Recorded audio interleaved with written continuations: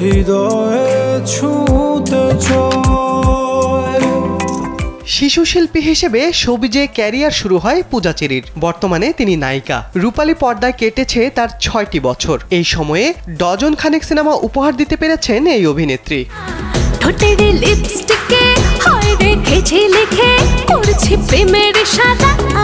সত্যের পক্ষে থাকতে পছন্দ করেন পূজা। কখনোই সুবিধাবাদী ছিলেন না তিনি। সম্প্রতি গণমাধ্যমে কথা বলতে গিয়ে এমন দাবি করেছেন নায়িকা। পূজা বলেন, যেটা সত্য সেটাই হওয়া উচিত এবং যেটা সত্য সেটার পক্ষে থাকা উচিত। আমি আসলে সত্যের পক্ষে থাকতে পছন্দ করি।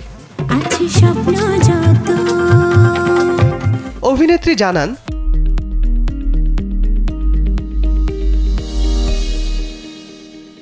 নতুন বাংলাদেশ, পুরনো বাংলাদেশ সবকিছুই ভালো লাগে তার। সবকিছু মিলিয়েই বাংলাদেশকে ভালো লাগে নায়িকার। পূজা বলেন, আমি কোনো কিছুর সঙ্গে জড়িত ছিলাম না। আমার মনে হয় সত্যের পক্ষে থাকাটা জরুরি। সেটা যে পক্ষের হোক না কেন, যে সত্য তার পক্ষে থাকাটা জরুরি। আমি কখনো সুবিধাবাদী ছিলাম না। একই সাথে হইব রে মরণ।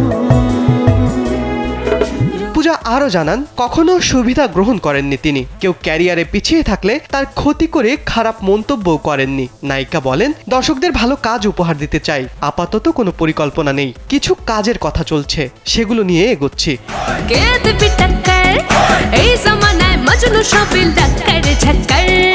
নায়িকার মুক্তিপ্রাপ্ত প্রথম ছবি নূরজাহান। এরপর দহন, প্রেম আমার 2, গলুই, শান সিনেমায় দেখা গেছে তাকে। শিবলি আহমেদ, কালবেলা।